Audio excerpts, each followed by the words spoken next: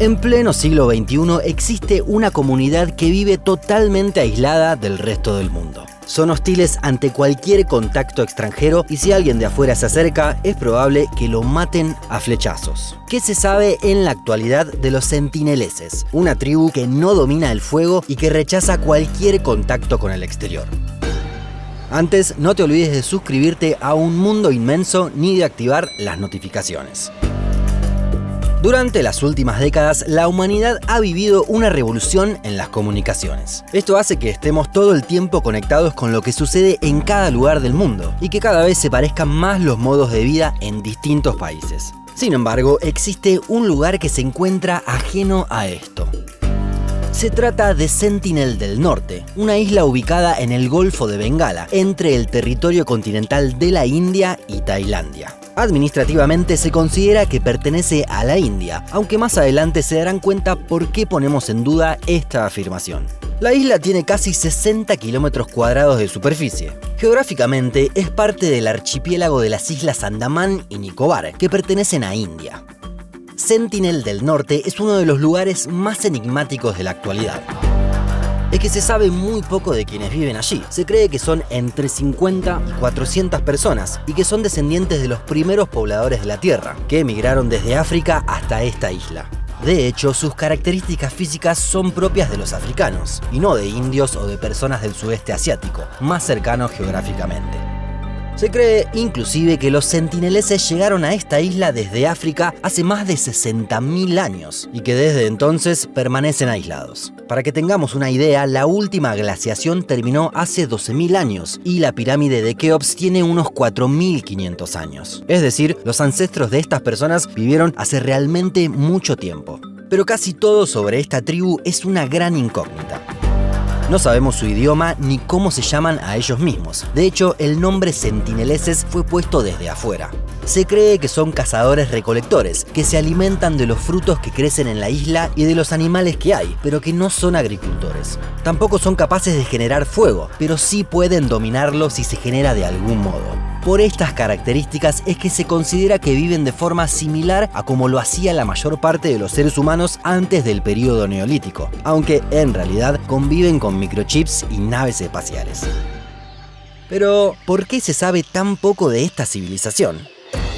Lo cierto es que muestran hostilidad a quienes se acerquen. La última vez que tuvieron fama mundial fue en 2018, cuando un misionero estadounidense quiso llevarles su religión. Tras algunos intentos de establecer vínculos amistosos, todo terminó de la peor manera. John Allen Chau fue asesinado, según se cree, a flechazos. Para muchos, esta persona cometió un gran error, ya que había tenido muchos avisos sobre el riesgo de lo que estaba intentando. Incluso fue ilegal lo que hizo, ya que no está permitido llegar a la isla de Sentinel del Norte. Para hacerlo, le pagó a unos pescadores para que lo acerquen.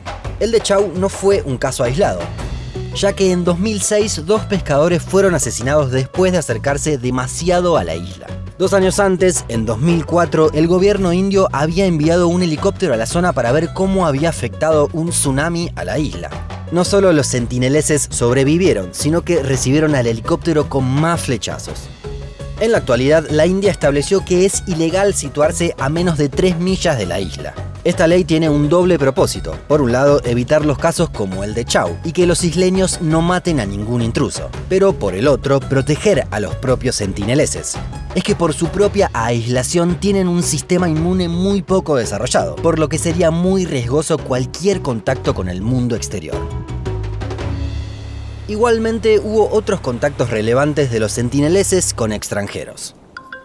A fines del siglo XIX lo hizo Maurice Portman, un militar británico quien habría logrado un vínculo relativamente fluido. En ese entonces llevaron a 4 sentineleses a Port Blair, la capital de las Islas Andamán.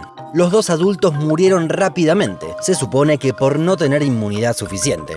Los 2 niños regresaron a Sentinel del Norte con regalos para los lugareños. Algunos especulan que esos 2 niños podrían haber llevado enfermedades a la isla, lo que explicaría la hostilidad que se generó luego hacia los extranjeros.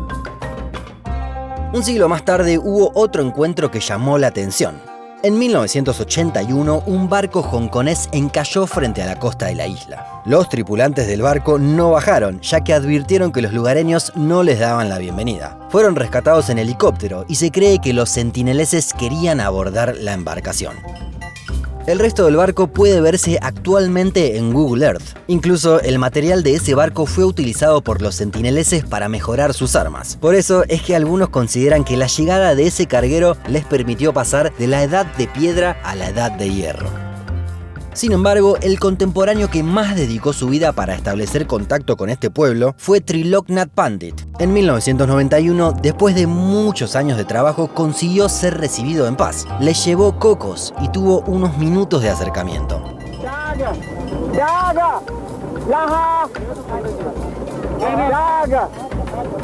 De hecho, estas son las mejores imágenes que existen de los sentineleses y tienen ya casi 30 años.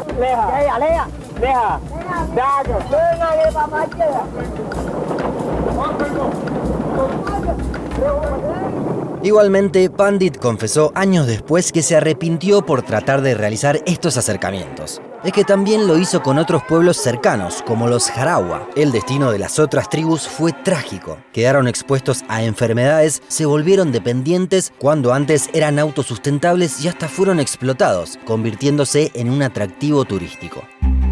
La ONG Survival lucha por la supervivencia de los pueblos indígenas y ha denunciado los problemas de los jarawas tras su contacto con el exterior. Sobre los sentineleses, la posición de Survival es clara. Esta tribu demostró que quiere mantenerse aislada, por lo que hay que respetar esa postura y ese derecho. ¿Debería respetarse la voluntad de los isleños o sería bueno intentar un nuevo contacto? Finalmente, queremos plantear también un nuevo dilema.